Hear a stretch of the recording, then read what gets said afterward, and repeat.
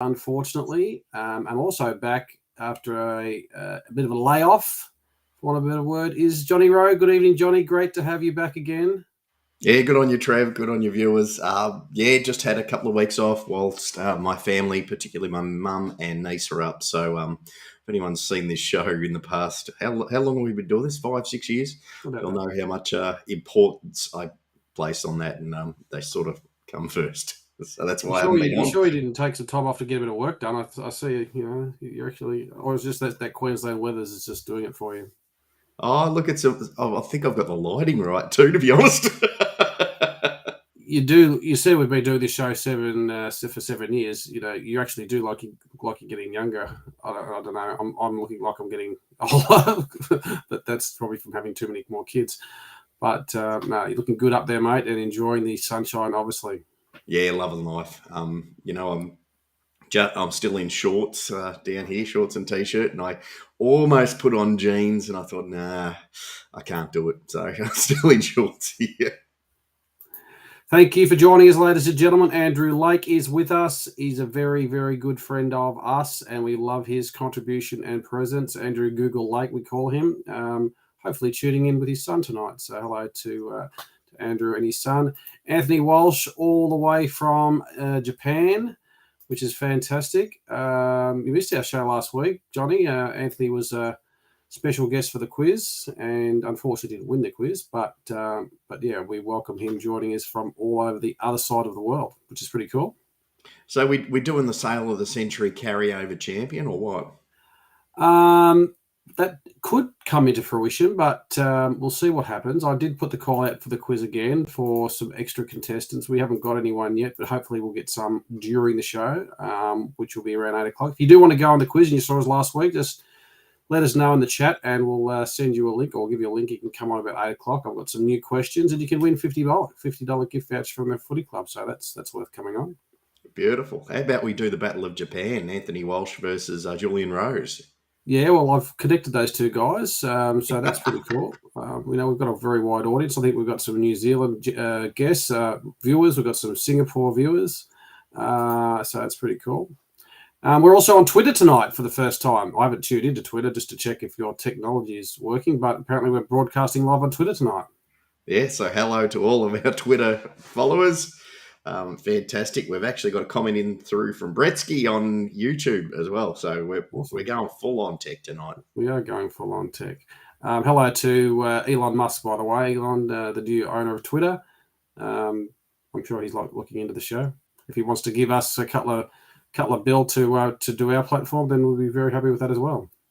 Yeah, very, very big follower of us is Elon, or Muskie, as I like to call him. Yeah, big follower. He'll be sitting back there tonight. Actually, it would be very, very late in the night, but early morning, sitting there watching us. Yeah, good on him. Get yourself a Tesla if you're out and about, everyone. Yeah, or a Tesla Power. That was a shameless plug. Clint Barber Craig, good evening to you, my friend. Thank you for joining us. Deb O'Connor is here as well. John, you haven't acclimatized yet, John. She's wearing a polo neck jumper and Ugg boots. Okay. You might not be as north as Johnny, so that might be the reason. I'm going with that. Some bad news off the bat. Pitto. Yeah, really, particularly given our structure, and we're just talking off air about our reliance of winning the tap. Pitnet going down. If you haven't heard the news, he'll be out with a PCL for 2 or 3 months, which is pretty sad for him, given the fact that he's a really important part of our structure, and was really looking playing with some pretty good footy. So that's really good. Bad news for us and him. Yeah, look, I don't want to blow my own trumpet here and pat myself on the back, but I think it was round 2 where JR put 3 votes to Mark Pitnet because we were destroying the opposition in the midfield, and I put in 3 votes where Cripps he got all 6 votes pretty much or he will in the Brownlow. I gave Pitto 3 votes because he just gave first opportunity to our midfield, and he is going to be sorely missed. But it's interesting how far he's come. and his journey over the last 12 months. If you had gone 12 months ago, you would probably, even 6 months ago, and let's go to the end of last season, yeah, you would have probably said that TDK would be in the position that we find Pitto in now, in terms of being that dominant ruckman and being the one that we really need to have in the team. And the reverse has happened, and it's huge kudos to Pitnet and the ruck coaches for getting him up so well. Last year, I just saw him as a battler. I just saw him as a good one to jump in to the man and get it down to the ground. And I saw him as a very valuable second ruck to TDK, and he's just taken that stratospheric leap to be not only the best ruckman for Carlton, but the best hit out to advantage ruckman in the competition by a long way before he went down. So what that means is the games where we haven't had Pitto, being this and the Gold Coast game, guess what? We lost them. Yeah, look, it's a bad loss, and if people want to have a chat about that, and we'll talk about that. Harley Ash is saying, should we look at someone in the mid-season draft, Mummy or Sandy? There's been a lot of commentary on TDK, not being, ready too much. Clinton says also, should we bring, Murkov in? And Andrew Lake quite rightly says, about TDK having a disrupted preseason. TDK is the obvious choice to jump in there. I thought he performed quite admirably on the weekend. I thought his marking was a lot better, and he was competing a little bit better in the ruck when it was his opportunity. But he's obviously going to be the first cab off the rank. He's just got to plug away with him. He's got the attributes. He just needs to learn. He's a young, up-and-coming big fella and a ruckman. They take time to develop. He's not going to. The start of the year, some people were saying, Pitnet shouldn't be playing and TDK should be our number one ruckman, and how that's turned down quickly in around 6 weeks. So TDK will be the one that we'll just put in there, and it'll be better for him. Put it that way. Yeah, there was a good comment on Facebook. I'm sorry I missed the name of whoever posted it, but the idea of TDK being number one ruckman and not being second fiddle, and for him to really concentrate on that now, might bring out the best in him in that particular position. He'll only need to float forward or float back to relieve. It's not his job now. His job is number one, to carry the ruck. Yep. I haven't seen enough of the twos, admittedly, because I live in a beautiful climate and just spend most of the time outdoors.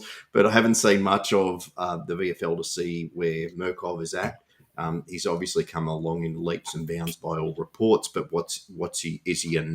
is he good enough for AFL level? I suppose you won't know till you play him, but what's his around the ground stuff like? What's his field kicking like? Is it anywhere up near what we need? Yep. Yeah, it'll be interesting to see what they do. Obviously, we've got JSOS hopefully coming back in this week as the backup to TDK. He's not supposed to be the backup to TDK, but we've got that. I know that Kennedy's done some ruck work in the past, but he's shown that he's a very valuable commodity in his own right. In the midfield. Brendan Scott's talking about someone like McDonald. I don't know if he's done any ruck work before. So I thought he might be coming in for someone like Boyd when he's available, or Park. So I think he's probably off the table for me. But my thinking is they'll just continue with TDK and JSOS. Yeah, I would think so. Kind of puts JSOS where you don't want him. You want him creating that pressure and that chaos down the forward line, which he does so well. And we missed him as much as we missed Pitnet, I reckon. Maybe Levi could come back and he could quit Gold Coast and just come. We could pick him up in the mid-season draft. That'd be a good result for everyone. Yeah, well done, Carlton. Well played. Andrew, like Lewis Young did some ruck work at Dogs late last year. There's another option as well. So and he did, if I'm not mistaken, he did a bit of ruck work on the weekend as well. Not too many contests, but I thought he looked really underdone in that particular space. Let's get on to the bigger question, and it's 6 rounds in, and we are sitting at 4-2. I asked Nick last week, and thanks to Nick last week for filling in, by the way. Thanks, Nick. Much appreciated, mate. What he thought about that. Of course, we saw that was a much better situation than losing, as we particularly would be losing it in our season being done and dusted, and all just lamenting and just carrying on till next year. It could be easily 2-4. We've won 2 games by a kick or less than a kick. Hawthorn and Port. Different conversations might have been having. I'm sort of starting to write a piece today about the dust settling and where we're at and whether we would still take 4-2, but more so, did our expectations rise considerably after those first 2 wins against Richmond and Bulldogs? We've seen their performances now. My expectation was at the start of the year that we play finals. We joked around and said that we're playing off in the grand final after those first two wins. But my expectation, and more than an expectation, it's a non-negotiable for me that we play final. So we're still on track for that. My question for you is where do you think we're at? Have we been drinking too much bathwater? Do we get carried away by the Richmond Bulldogs wins? Freo obviously beat us at what we think is our game style, a similar game style we're playing. They just killed us in that. So I'm waffling, but where are we at? I'm probably going to answer those questions in reverse if I can remember them. So keep hold of them, Trev. First of all, I want to answer a question with a question, and this is probably going to really offend our WA supporters, and probably you won't see the Western Bar this Thursday or ever. Is Fremantle the best team that we've seen this year? And I'd probably say yes. I think all over the ground they were much hungrier, they're well drilled, they look great at what they did. So I think that they're probably the best that we've come up against. And that really showed up where we are at, I think. Is that fair? Oh, it's very, very fair. They're sitting 2 on the ladder. They've lost 1 game. I'm not sure who beat them. Someone will be able to. I think they lost their first game. St Kilda beat them their first game. Who's another team that's flying too. So that's a very good point. Our opposition were extraordinarily better than us on the weekend and beat us in pretty much every area. In fact, their team, their overall team, and their overall contribution from all of their players was much better than the output from all of our guys. I still think we at our best footy match their best footy, and that's been our problem. Of course, is our best footy is patchy, and our consistency of a number of our players is patchy at best. And when we come up against some harder teams, those players that might be sitting on our fringe, they get the spotlight put on them pretty harshly. Yeah, something that hasn't changed over a significant period of time, and I'm going back to even the Ratton era here, is the gap between our best and worst.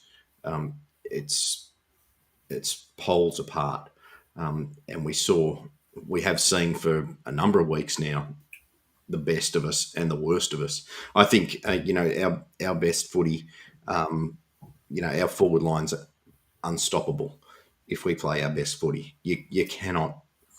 If H isn't going to get it, Charlie is type of thing, And with Silvani there putting the pressure on with 2 small forwards who had a great start of the season, I think, that our best footy can match it with anyone and probably win the cup. But we do it for a quarter. We don't do it for 4 quarters. Now, I think Fremantle is significantly ahead of us on this because they've had significant number of years together now, growing together and building together, which, we've had a lot of new people come in, a lot of people go out, and we're still sort of trying to find our way. We've had multiple coaches. I'll stop there and wait for comments. Then I want to go into Michael Voss. I just want to see what the thoughts are behind that. Andrew Lake says leg speed And their defensive mindset was very impressive. It was very impressive. And again, it reminds me of what I've seen from us. I think our game styles were very, very close. And in terms of what they have done or what they did to us is something that is exactly what we are trying to replicate in terms of our, when we've been playing well, our defensive stuff looks really, really good and our leg speed looks really good. Chris Brighter says, not having JSOS huge out, his 1%ers and pressures in the forward line is irreplaceable. Yeah, I think he is a big loss. They had some outs too. They were out. I think they were 2 or 3 of their regular starting 22 are out. Well, Nat 5 for the starters. That's our Crips. And 5 as well. So I don't think we can sort of. We had Kennedy out, of course. We lost Pitternet. I don't think they were the reasons why we lost the game. We were outplayed at our own game. They worked harder, like Andrew said, and there was some gaping holes in the output from some of our players. Some of those players we'll have a chat about during the show, and whether some changes are afoot. I think personally it's about time to have some changes. And we've given a fair sample size of output from some of these guys, so it's time to bring someone else in and see what they can do. I think. Chris Allsbrad, Brad Miller, our use into a forward line is ordinary at best. Yeah, it's been ordinary for the last 3 weeks, to be frank, and it's lucky we've had Harry and Charlie up there clunking a few. Our ball use into the forward line is really something that is part of why we haven't been winning these games or doing so well. Follow that up, says Luigi. Why do we bomb the forward ball from kickouts to back flank outnumbered contest? How hard is it? Someone on the lead into space, same as our forward injuries, just bob it into a pack. That is rubbish football. Yeah, great call. Yeah, that's something that I thought we'd addressed in those first 2 games. It was sort of old habits die hard. And again, particularly when we've got these 2 leading forwards, I don't know why we're not using them. And particularly, we've got some good ball users in there with Walsh, Chera, and Hewitt. They're using the ball, I think, better than they have been around the ground, but they're just not looking into that space.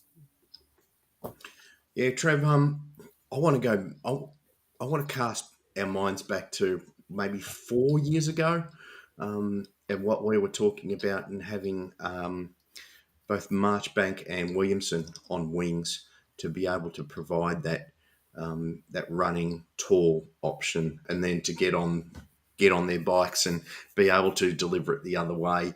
I still love that idea. Obviously, Marchbank is well into the second half of the season, but we can't always rely on the forwards to provide that that link up. We need people who are on the move, who are playing a running sort of a role, and that's what I'd really like to see, is those 2 up and about. What are your thoughts on that? Does that still hold true, or have we moved past that? Well, I think in our structure, our wings are really important, and we've been playing around with them all year. Setterfield's been consistently in the side since round 1. We've swapped out O'Brien in the last few weeks. We've brought in Cottrell and Noon. Some of those been forced, some of those been omissions and trying things out.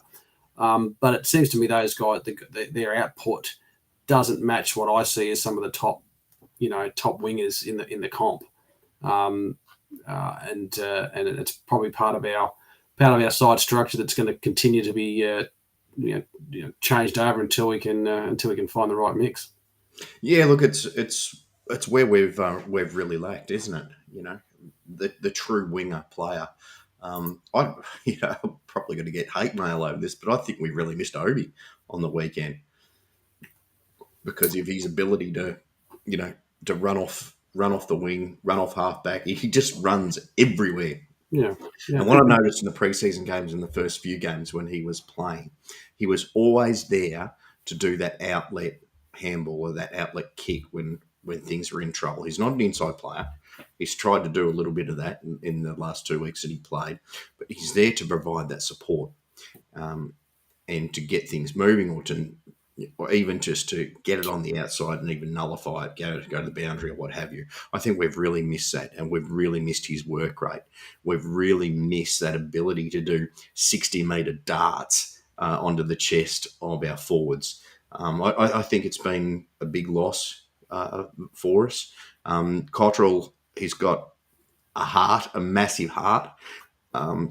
But he's really, he's probably in the tier of our best seconds players to come through.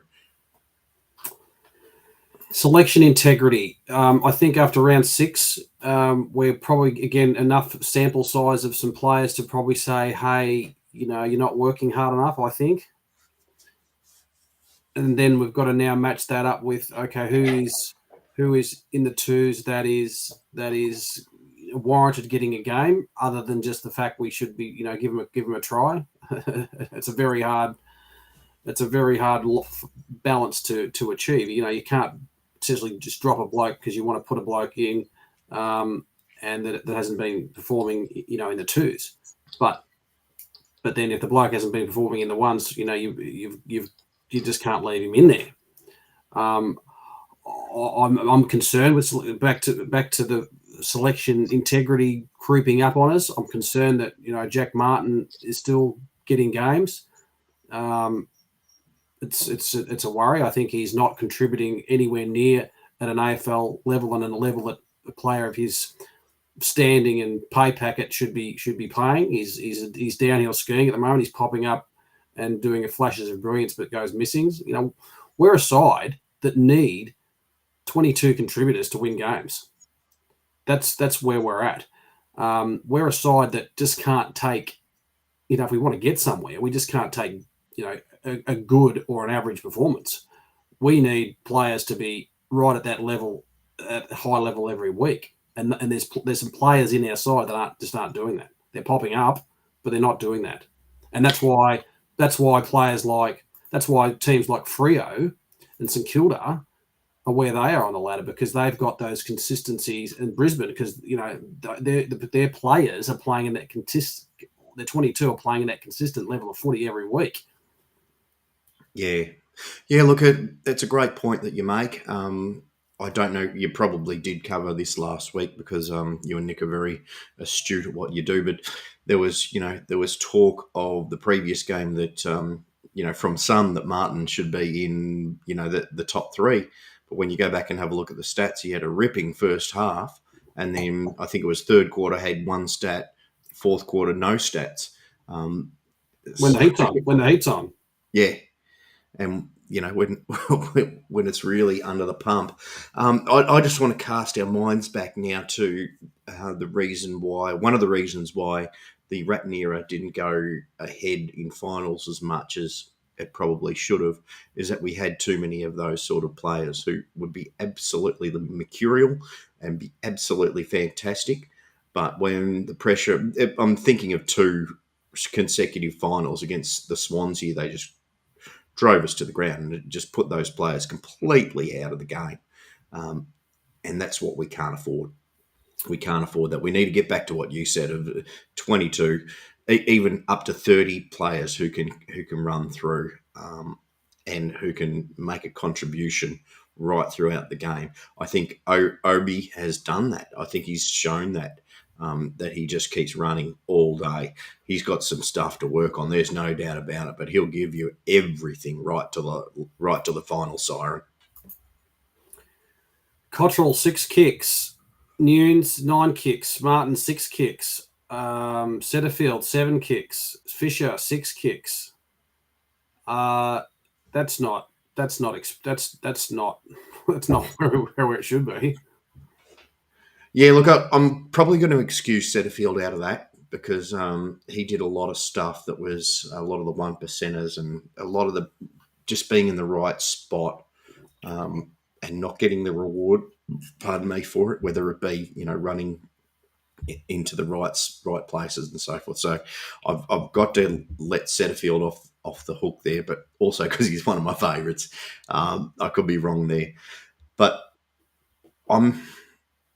the others, it's inexcusable, I think, and you need to start looking for for options. Fisher has been in great form, so I don't know why that would happen. What has he missed? What is he lacking? Is he lacking a job to do? Is he lacking clarification? Is he just the other thing is, do we have players in there who are just stuffed?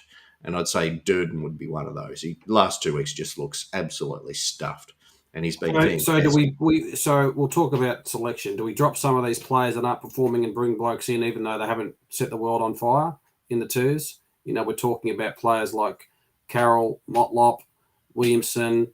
Who there'll be some other players I'm thinking of. Do you drop some of these senior blokes to give these guys an opportunity? What do you do? So my thought is Dow. We know we're missing Dow. I'm not sure why Dow wasn't the sub. First of all, I don't know why Boyd was the sub last week. How many back flankers do we need that can play in the back flank role? So just that was crazy to me. Boyd is another people. Three more I'm missing. Dow, Kemp, Stocker. So they're other guys that can say, well, let's bring them. We know they've played at AFL level. They're not setting the world on fire in VFL. But that question, I just will repeat myself. Do you drop blokes and bring these blokes in to say, you're not performing VFL, but you're going to get a shot at AFL? I don't know the answer. Well, Dow has been performing, and he's, for me, now is Dow. It's time. It's time for Dow to chow down. It's time to bring him instead of Jack Martin, I think, because where we're really losing these games, we're running out of legs in the midfield. We do a great first half. The second half, we're not as competitive, and we just get overrun. And we said that week 2 that you can't do this combative game style and expect to run out 26 weeks. It's not possible. So that's one of the reasons why I would bring Dow in. The second reason why I would bring Dow in is because teams have worked us out, and you start having success, teams are going to do homework on you. And what teams, and particularly Fremantle, were particularly good at is covering that outlet pass that we had out the back or out the side and so forth. We're doing too many handballs now, and it's getting picked off in the midfield. So Dow is just has that super ability to just grab the ball off the deck, out of congestion, and then just bolt out of it all and just leaves everyone for dead. And if he can deliver, which last season he showed he's got significantly better skills in delivering the ball forward, then that's our new weapon. Not saying he is the answer to our prayers, but I think at the moment, well, that's what we need, because we need to change up our midfield style to be this fuck around with handballs until we get someone in a better position. Teams have worked us out. Go straight down the line as quick as you can and bring your forwards into play. Who are, I mentioned to you, Trevor, off camera, that our forward line, our 2, 3, 4 tall forwards are unstoppable once they get delivery. There's no defence that can handle it. You sound like a politician, and you just didn't answer my question at all. Yeah, that's fair enough. What was the question? Brendan Scott's answered it. Hard to know in the VFL. 2 different reports with completely different players, in the best. And, you're right. There's a lot of different reviews, and everyone's got their own opinion on best players. And then the club puts out their best players. So, yeah, it's pretty hard. And obviously there's different roles in the VFL they're playing. And so it is a hard thing. It is a hard thing. And Ben Bromley makes a good point too. There's blokes that struggle in the twos, but you put them up in the ones, and they're all of a sudden they're geniuses. But we'll get onto selection later in the night. I think it'll be a good chance to get some wholesale changes out. There'll be some changes like JSOS and Bam Bam coming in, but there's some others. I think it'll be time to just look, have a rest, go back to the twos. Let's see what these other blokes can bring to the ones, and see if they'll step up and perform in the ones. Yeah, so to your point, and to Clinton McRae's point, is the difference between. It's long been a bugbear of mine. The VFL should be AFL 1.5, not 2. It's even 3 now, the difference between them. So if you're going to bring someone in from the VFL, you don't do it for a week. You do it for 6 weeks. Yep. So they can get used to how AFL is played. I think Dow's ready for that. Yep. So I think I did partially answer the question that he had performed in the VFL, and he's ready for the step up. I'd like to see Motlop also have a go. Durden needs to be replaced. He needs to have a bit of a rest. So I think Motlop would be a lovely inclusion there. We've lost you. We've got your audio. No, lost your audio. While you fix your microphone, Chris Brighter has turned the show around. That's good, mate. Positive note. That's what we want to see. Some positives. George Hewitt, absolute gun, tackling machine. What he is a gun. He's just been beyond my wildest dreams. His performance. He's been absolutely fantastic. Cripps was amazing on the weekend. How good was that game? He just tried to win it off his own back. It was like the olden days. He just tried to think, okay, well, I've got to do something, and he stepped up as well. Walsh was fantastic. Chero, I thought, played a good game against his old side. Sard, and someone said, Sard's not doing enough defending, which I'm surprised about. So, those were good things. Charlie is getting better every week. He's starting to clunk a few.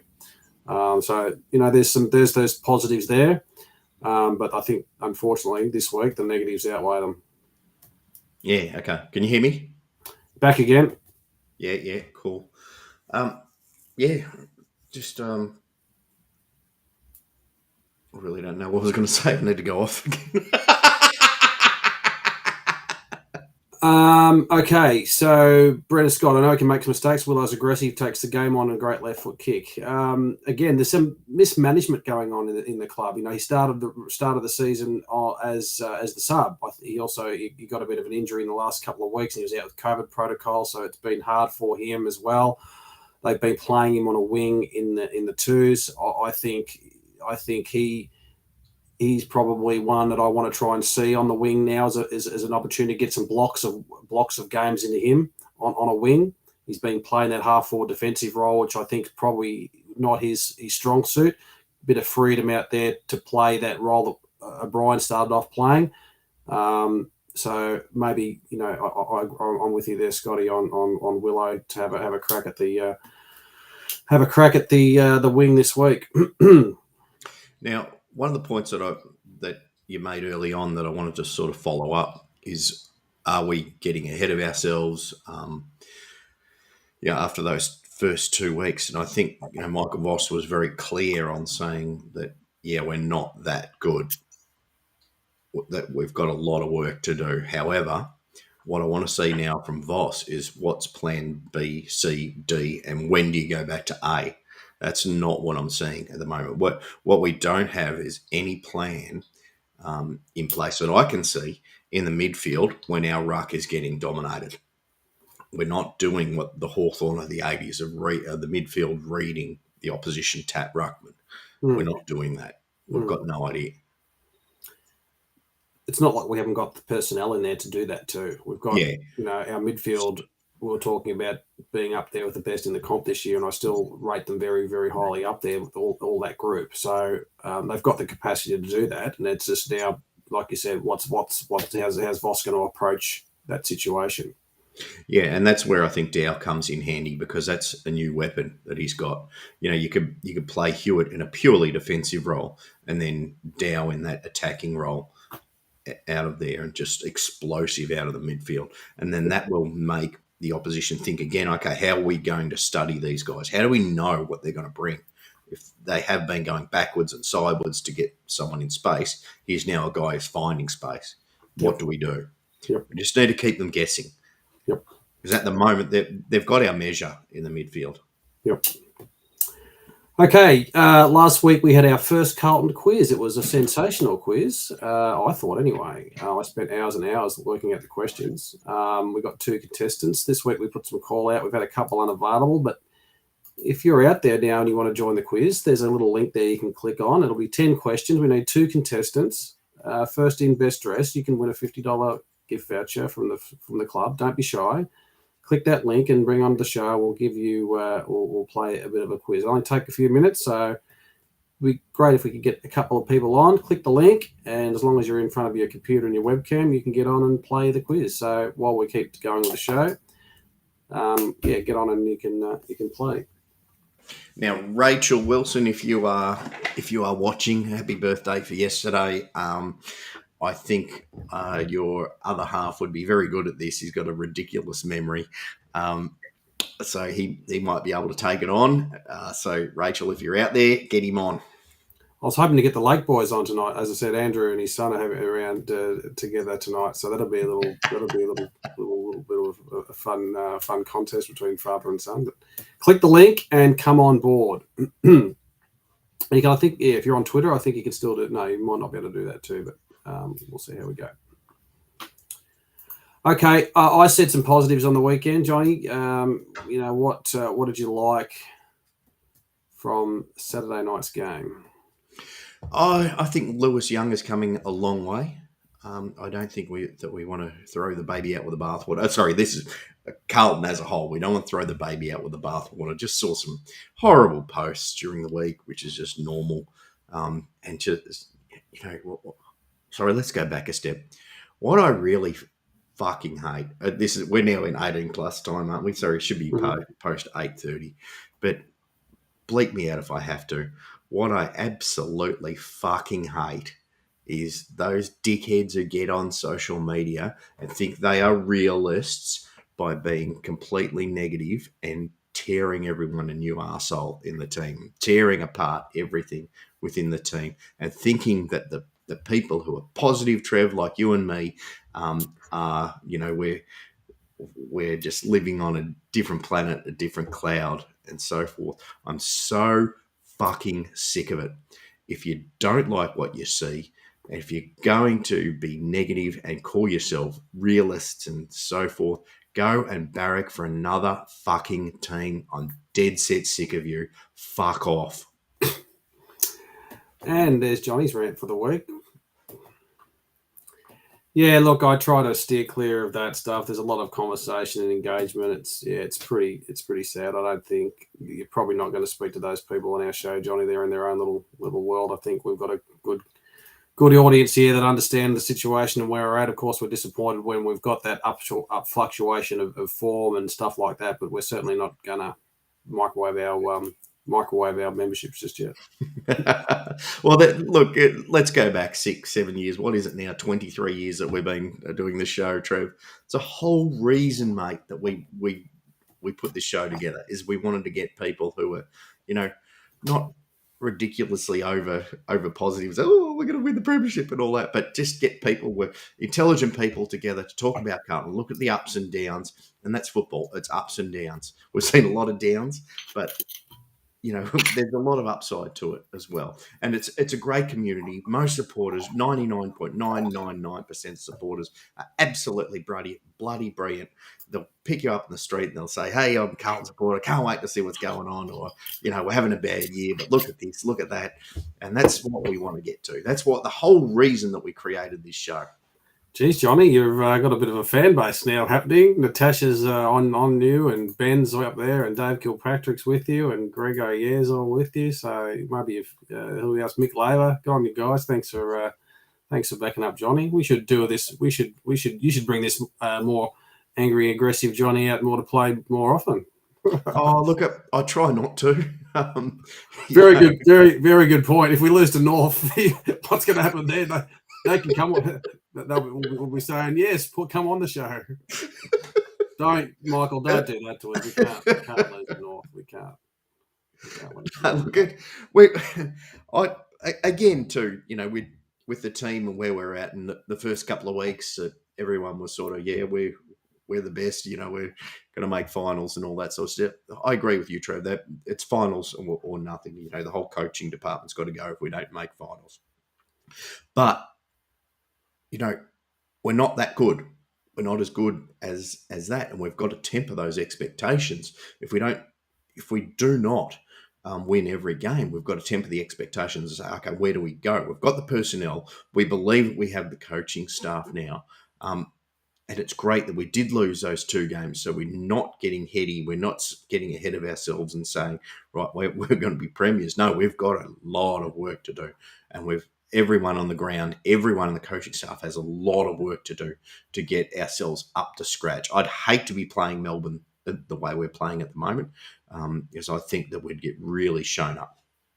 Yeah, I think the club wants to see the supporters do want to see some action on the selection table. We know that there's been some poor performances. We just want to see that consistency. So I think we want to see that. We want to see that Carlton of old is not still there in some fashion where we're playing players based on their name and what they did 15 years ago and their pay packet.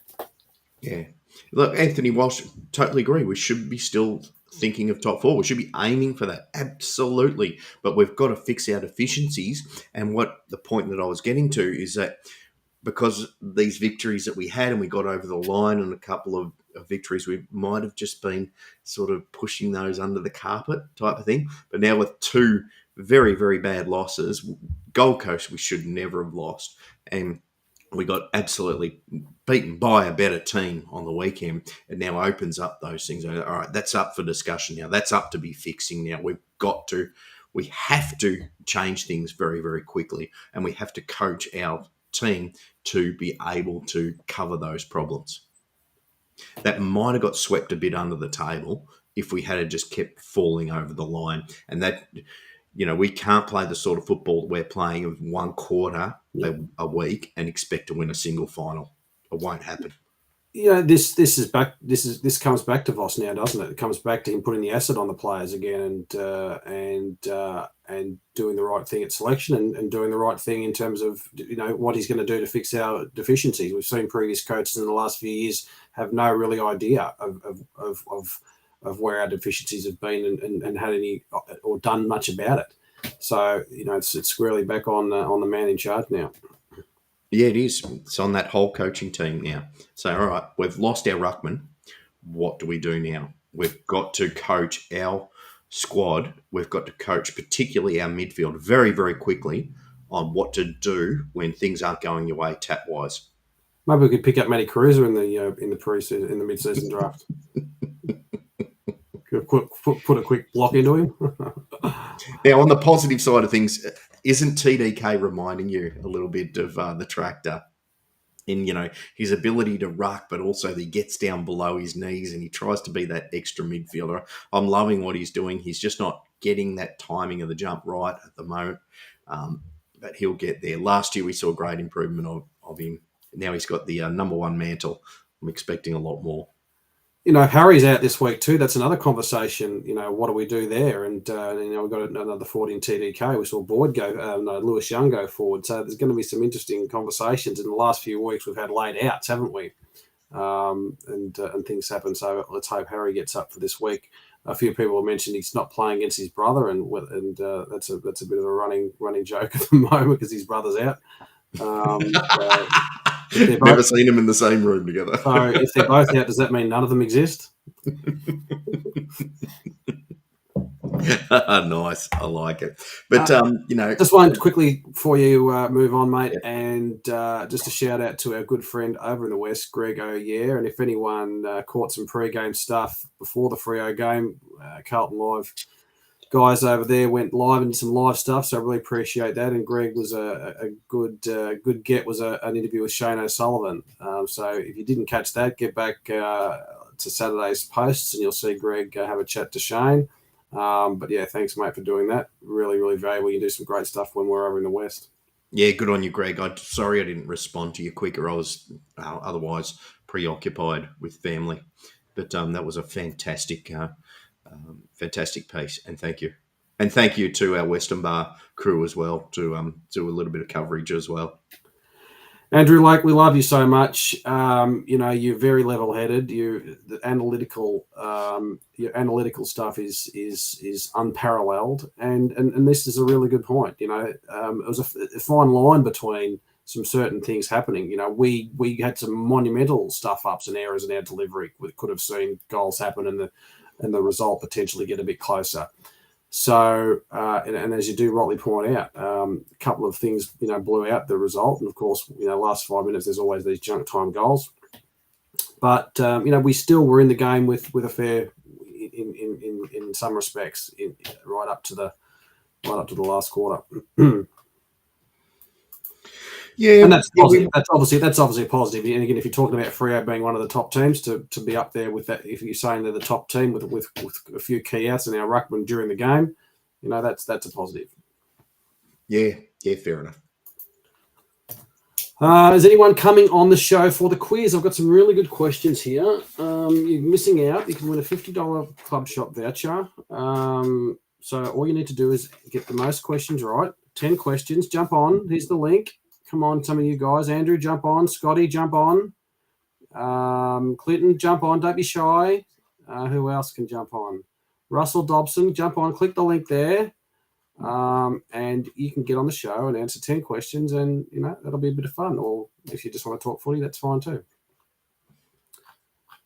If you don't get the $50 gift voucher tonight, I'll just spend it on myself.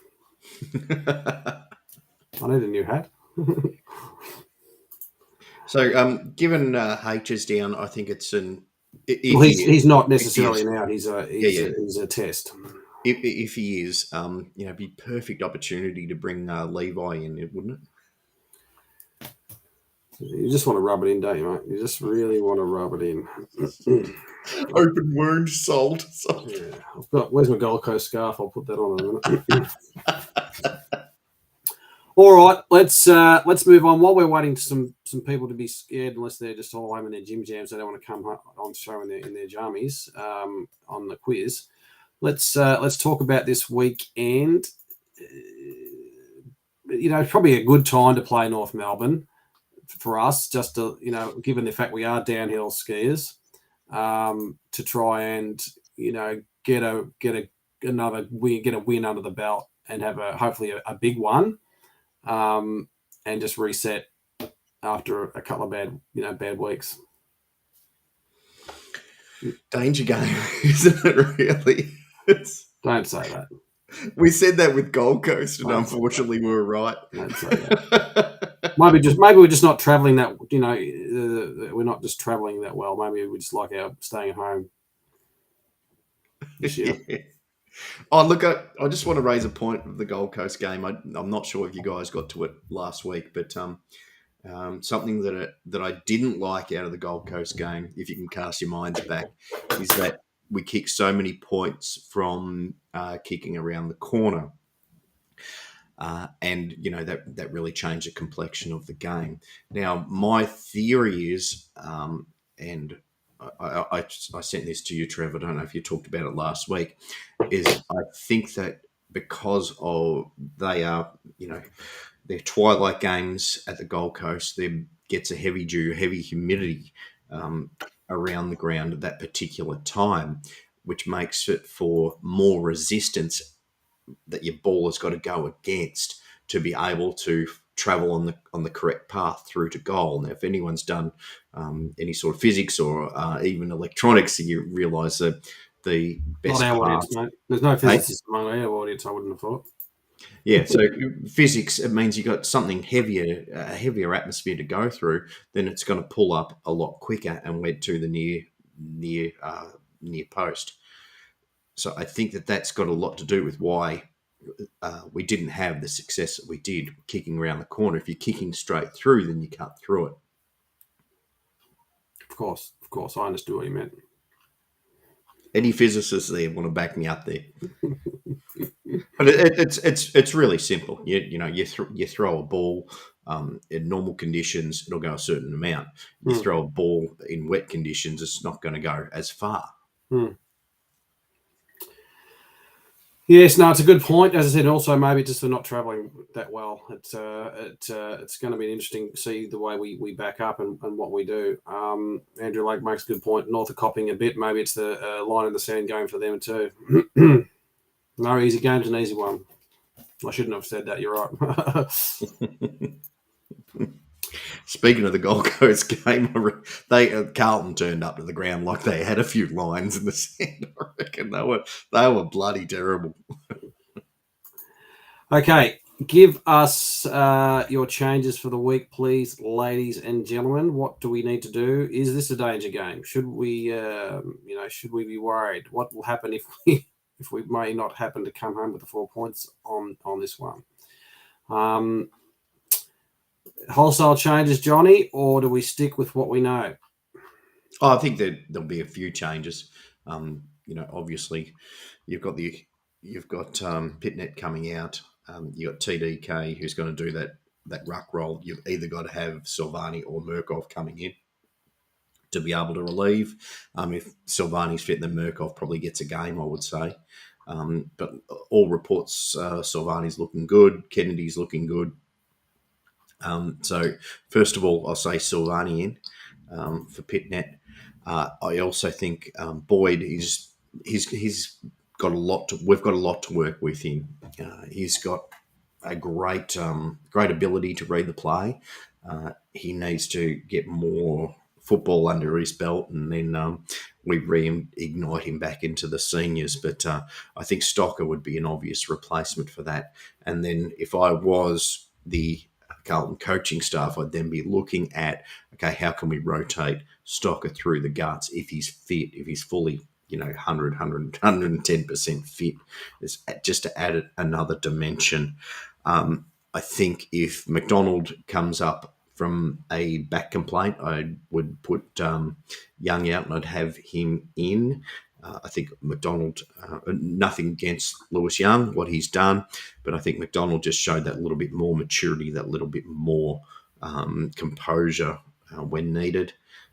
But again, Lewis Young, there's a lot to work with there and wouldn't be throwing that out. I'd be getting out Durden and getting in Motlop. I think Durden's, he's due a rest. He's seen senior football. We know he can do it. It's time to give Motlop a bit of a go. And there's also talk of Carroll coming in. I don't see it. I think I would see Kennedy coming in before him. Okay, interesting changes. Let us know what your thoughts are, ladies and gentlemen. Chris Bryce says Kennedy, Jason, Stocker, Dow in, Boyd, Nunes, Parks, Cottrell, Durden out. Good one, good call. I'm gonna say let's really break it up. I think Lewis Young has been quite valuable in the last few weeks. I'm loving his contribution. Again, also moving forward was a little bit of a good move too. A little try. I think he should come in. I think if McDonald's fit, he replaces Parks, and we keep Young in. Yeah, fair. Yep, I had forgotten Parks. Sorry. That's fine. Boyd, yes, I'm with you. I think we should bring Stocker in sooner rather than later. Stocker's just one of those kids that just needs to play in the seniors, I think, and just get his runs on the board there. Yeah. Do you think he's just come back unfit? That's the only reason I can see that Boyd would get picked above him. Don't know. For some reason, I think they rate Boyd a little bit. Don't know, but I'm not sure. I think from where I sit on the sidelines, it's a Stocker in for me. Getting in sooner rather than later. Cottrell's another one. Yeah, I want to see Obi. If is he fit or is he injured? I'd rather see Obi in for Cottrell. Yeah. I'm dropping Jack Martin in for Kennedy. I like the fact that Kennedy can also play. I'd rather Kennedy can play on that forward line, half forward line too, as an extra forward. We know what he can do, as well as play in the ruck. And now that Sam Walsh is back into the fold, into the guts, Kennedy might not be getting so much time in the guts, but having Kennedy on a half forward flank, I think. His output's going to be way better than Jack Martin. His flexibility is going to be greater than Jack Martin's too. Plus, he can also ruck down forward as well. Yeah, it's not a bad call. Not a bad call. What do you think of Dow coming in for Martin? Not for me. But Dow comes in for Setterfield for me. Interesting.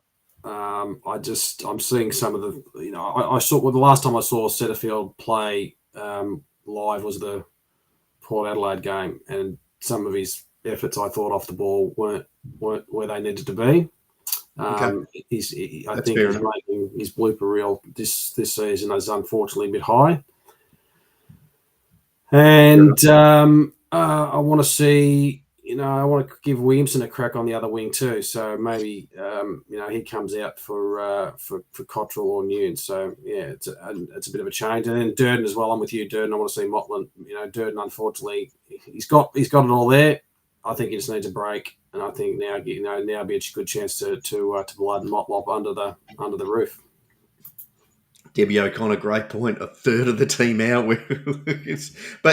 but that's a great thing about having 30 players, 30 plus players who can play, is that you can bring these players in. It might be too much of a disruption to get a third of the team out. That might be a little bit too much. We might also be going a bit savage because we lost. We might be. We might be. Ed Kerno, Mick Lever is still injured, I believe. And, he got a calf injury. Hasn't come still up. A while off. But there was some other good news of the injury stuff coming out. I think Cunningham's back into skills. Yeah, as is Marchbank. But both, second half of the year, well into the second half of the year. Yep. Honey is I think tracking okay. I think he's back into skills. Might even play a VFL this week. Yeah, he's back to a test. So yeah, one would think that he might be back in the Magoos. Yeah, and he's another one that'll be knocking on Kennedy on Martin's door. Oh, if he's fully fit, yeah, I'd pick that tomorrow. Andrew Lake says, "Oh, I'm forgetting about Silvani. Can't not bring Silvani in." Look at these changes. Good God. Andrew's with me. Silvani, Kennedy, Motlop, Carroll, Williamson, Kemp, Stocker, out Pitnet, McKay, Ballard, of course, Inunes, Durden, Cottrell, Parks. Bring Andrew Lake into the selection committee. I think that's probably another selection. That's another selection I'll make. Lake in. Who else can I bring out? All of them. Well, all of them. Honey plays in the weekend, says Andrew. But yeah, look, there's, and I think when's Marchbank? Second half of the year, did you say? Yeah. Okay. Yeah.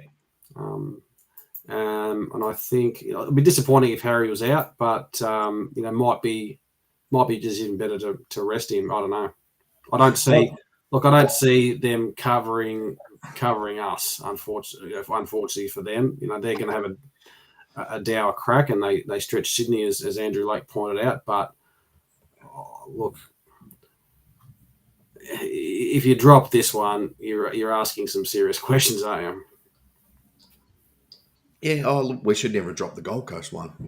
Serious question should have been asked after that, or would have been asked after that. So, yeah, look, you only need to be 5-10% off. Doesn't matter what team you play. Every team's got their strengths. If you allow them to get on top of you and you don't have a plan B, we've seen it before, previous seasons, you're going to lose these games. Yep. No one's coming on for my quiz. That's disappointing. Oh well, maybe Jack from last week will be the one and only winner, and he'll just go straight into the grand final. Good on you, Jack. That's okay. We'll have a layover till next week. These questions will last. Mick Lever says, "Can't we bring some of our boys in the VFL, give them a shot or not at the moment?" Yeah, that's what we're talking about, mate. We're thinking about, it's time to give them that crack. If you're not performing in the the ones, out you go. Yeah. Andrew Lake says we dropped 5 players after the Suns lost. Well, that's a very good point too. That's a very good point. So he's showing that he can make those changes. They're just interesting changes, and those blokes he brought in terms of Parks and a couple of other blokes, Nunes. Those guys weren't sitting on fire the VFL either. So. Maybe that is his philosophy. Okay, well, if you're not performing, out you get. But then, for some players, there's let's keep him trying, like the Martin one. Martin, he really, I harp on Martin. I really love the bloke, and we sponsor him. But I think I'm worried about why they're playing him. Is it just because of his impact? or his pay packet. Yeah. I think we know the answers to that one. We've been talking about that for a couple of years. Yeah. Very good. All right, mate. Hope everyone's going to the game down in Melbourne on Saturday night. It'll be a good one under the roof. I'll be there. Hopefully, I'll be celebrating over at Platform 28 later on that night. I'll try and go live again, but last time we did that, it didn't work out so well. Did get a couple of good interviews, but it was good fun. So, yeah, Saturday night, isn't it, for North? Yep. Saturday night. Yep, Saturday night. Yeah, good opportunity to get a win. Like you said, we can't take it too lightly. Just a steadying win. I think we've got Adelaide after that. Is that right? Yeah, don't know.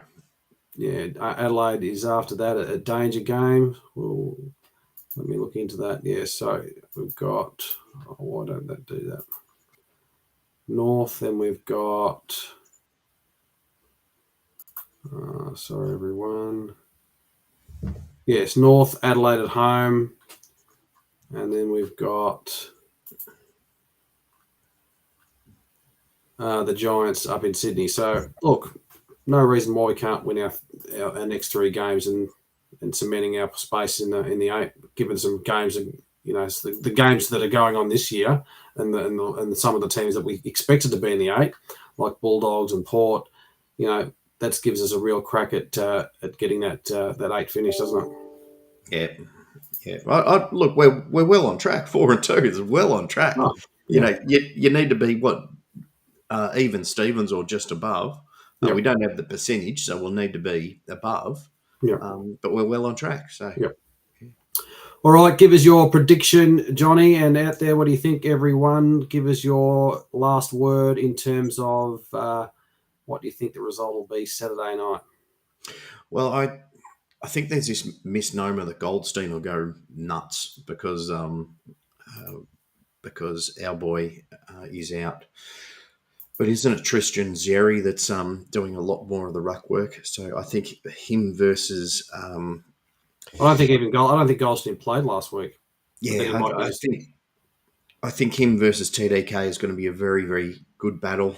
I think, let's say it goes 50-50, then I think that we get, the ascendancy in the midfield to give our forwards, like I said, if they get first bite at it, if they get a good run at it, they're unstoppable by any team's defence. So I would expect, a significant win on Saturday night, unless we just throw in the towel like we did against the Suns and turned up half pissed.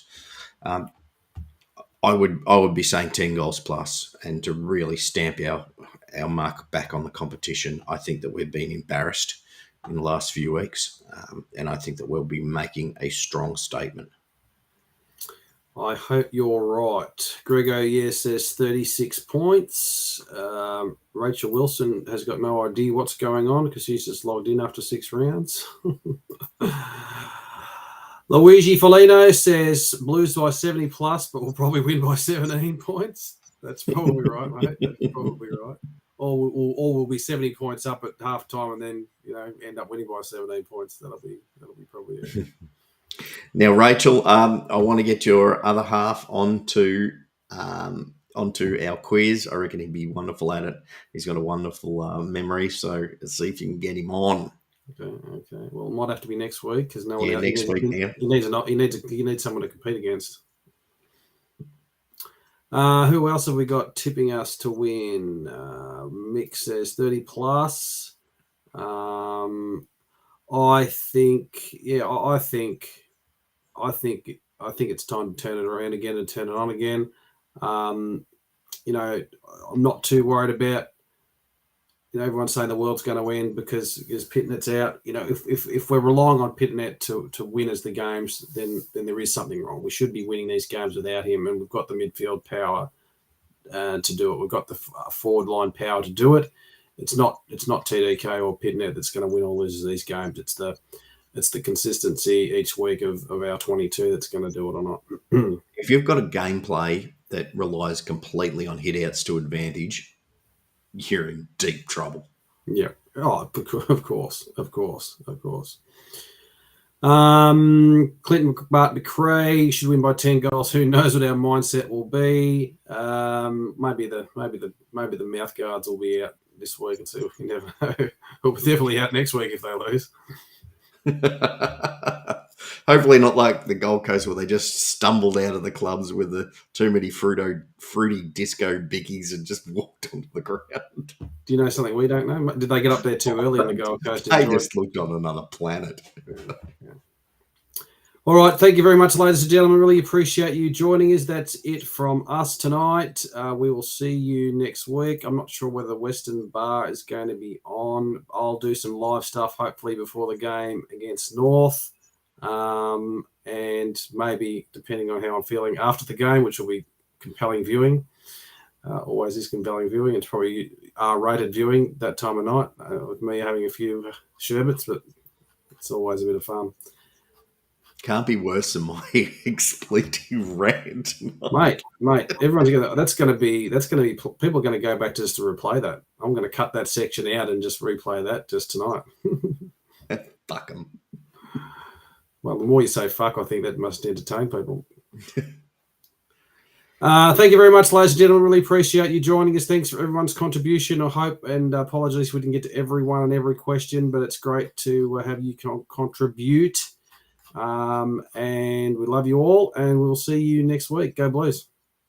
See you later.